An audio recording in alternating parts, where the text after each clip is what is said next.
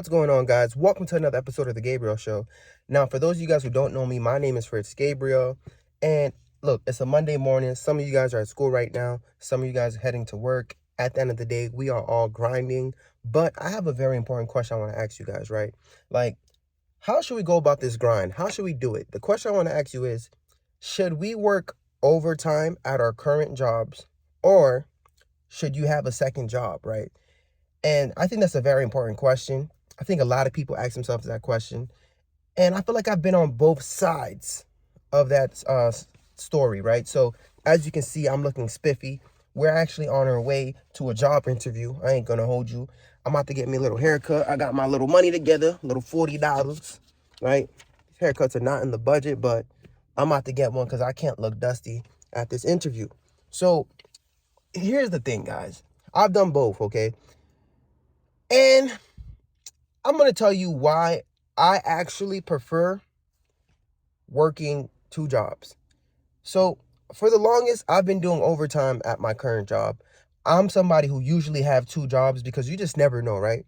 But my job was offering a bonus, offering an incentive, and it actually wasn't worth it to work anywhere else because the amount of bonus you would get, even if they taxed it, you would still make more money by working overtime than working a second job. So it was worth it.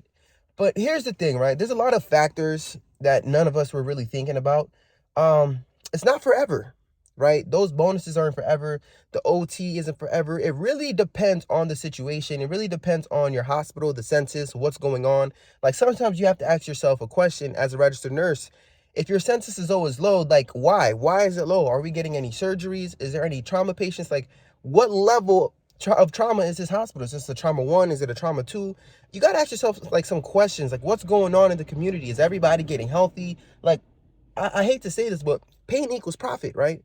Pain equals profit. If no one in your community is suffering, if there's no elderly, if there's no sick people, you live somewhere where there's a bunch of healthy people, that hospital's not going to be in business for long. You know what I mean? And I hate to say it like that, but we just got to go to supply and demands, right? Basic economics.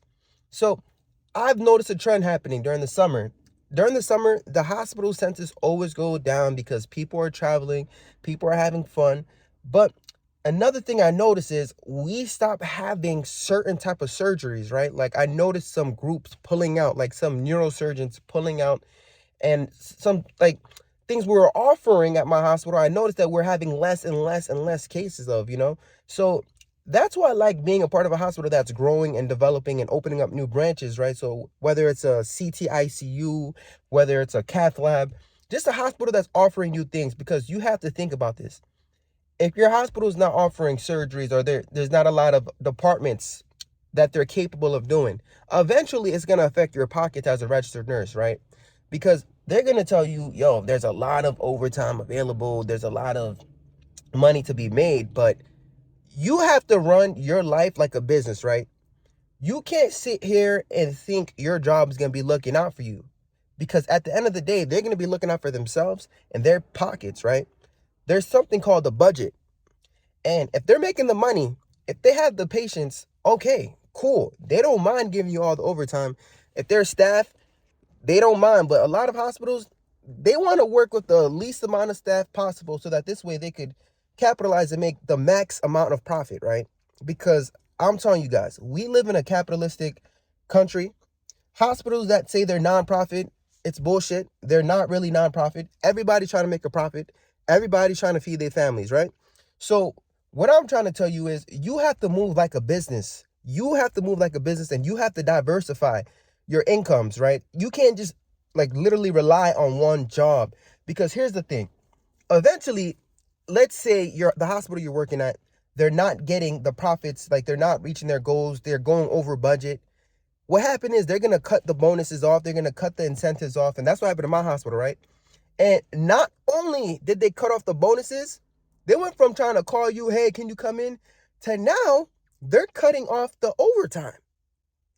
And when I noticed that, hey, this is a hospital and there's a lot of job security, if you guys are cutting the overtime in the hospitals, something is going on in this economy, right? So there's a bigger picture that we have to look at. This is an election year.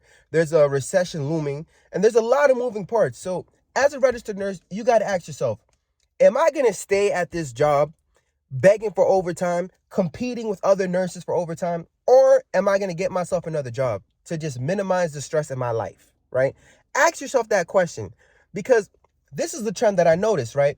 Because a lot of nurses at my job was getting to a bag when they're giving the bonuses, incentives.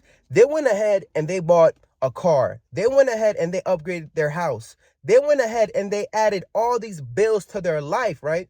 But just because the job cuts the bonuses off, that doesn't mean their payments disappear. No, there's a lot of nurses who's out here who have to keep up with their car payments, right? Like when I go to work, I'm telling you guys, I see some crazy cars in the parking lot, right? And these nurses are there every single day. They're working 4 days a week. They're working 5 days, 6 days. I'm telling you, I see old ladies busting their butt trying to keep up with Tesla payments, trying to keep up with all these new crazy cars. And I'm like, damn, that's wild, right? But the reason why is because when the job offered the bonuses, they got used to that money, right? It's lifestyle inflation. And so when they cut the bonuses off and they cut the overtime off, now here, this is where it goes. This is where it becomes a competition. And a lot of people don't want to tell you guys this, but we live in a capitalistic country. Everything is competition. Even as a registered nurse, everything can be a competition. The manager had to literally say, okay, you guys have to sign up for overtime. We have to see if there's a real need. And when we're going to look at the census and we're going to call you the week of, right? So we were able to just literally just schedule our own overtime. Now, we can't do that anymore, right? We can't just put in our own overtime. It's not possible. And if you do, you have other nurses out here who's like, oh, why is Gabe allowed to do that much overtime? Why can't I do that much overtime, right? Because now you're affecting people's pockets, right? Nobody wants their money to be played with. And that's where it starts to get nasty. That's where it starts to get weird. And that's, you know what I mean? You have nurses out here who's working every weekend, who's working other people's weekends. You have nurses out here who's just trying to get to the bag. Why? Because they have bills to pay, right? They're living way above their means. And just because the job's not offering overtime, they don't have no choice. They still have bills to pay, right? So this is why, if you want to avoid that drama, because I don't like that, right? Like, the beauty of nursing is you could work 12-hour shifts. You could only work 3 days, but never put yourself in a position where you need to work more than 3 days, right? Where you have to work 4 days a week, then you have to work 5 days a week, right? Because now you're starting to beg for OT. Now you're at the mercy of your job, right? Because your boss could be like, you didn't want to take that admission? All right, you're working 2 days next week. You're working 3 days next week. And then you're going to be like, oh, sorry, boss. Sorry. Now you're kissing ass, right? Now you don't have no power because you became a slave to all the materialistic things and you became a slave to that lifestyle that you want to live, you know? So my best advice to people out there, right, is diversify your incomes. Don't depend on one job, right? Give yourself a second job. Let's say you work a full-time job as a nurse, 12-hour shifts. It's 3 days a week, right? So you have 4 days off. Within those 4 days, you can do whatever the hell you want. Your job has, they could call you and ask you, can you pick up? But you're not obligated to, right? You could literally be home, sitting down, watching paint dry, and that's your business. But if you want to get to the bag right now in 2024, you're going to need to get a second job. You're going to need to get a third job, right? It's kind of like a car. You see how a car have multiple cylinders? You need to make sure that you have multiple cylinders just in case one of them, just something happens to them. If they cut overtime here, you could always pick up somewhere else. Even if you have 2 full-time jobs as a nurse, right? You could work 3 days one place, 3 days another place. That's 6 days in a week. You have 1 day off. That 1 day is just so that you could rest and not die, all right? But hey, now's the time to grind. Now's the time to diversify. And you know what it does? It minimizes the risk in your life, right? I'm learning that I have to minimize the risk. I can't just have one job. I can't just depend on one place. I can't be at the mercy of them if they're going to give me overtime or not, right? And here's the thing. In my situation, I don't depend on overtime, but I like to do it, right? Because I have to do more. I can't just be average. I have to be above average. I have to be a grinder. You guys already know we have a goal. I'm trying to pay off my mortgage before my 30th birthday. I turned 30 June 22nd in 2025. So I can't just do the bare minimum, right? I got to work a little bit extra. I got to make these sacrifices, and I'm willing to work days, nights, evenings. I don't care. I'm willing to do whatever it takes, right, to get to that bag. And that's the time we're on, right? So if you guys have any goals right now, let's say you want to pay off your student loans. Let's say you're trying to pay off your credit card debt. Diversify your incomes, guys. Make sure you have multiple jobs. Make sure you have a second job. Make sure you have a per diem here. Make sure you have a side gig. Start a YouTube channel, right? Who gives a damn if nobody's watching? Start it anyways. Because you know what? Everything's an investment, right? Social media is a digital investment. This video I'm dropping right now, I may not get no views, right? It might get 5 views. But you know what? 5 years from now, if you're trying to decide, yo, should I get a second job or should I do overtime? You're going to search it up. And guess what? This face is going to show up. This face with no hairline is going to show up, right? But that's what I'm about to get into, guys. I'm about to get me a haircut, get ready for this job interview. I guess I should take you guys along the journey with me. So let's go. Let's get it going. Let me tell you how it goes. A few moments later. Oh my God, Fritz, how did the interview go? Yo, don't even ask me how it went. You know damn well how it went, all right? I pulled up with this cut. I pulled up just like this, bro. Not only did I get the job, I got a promotion, all right?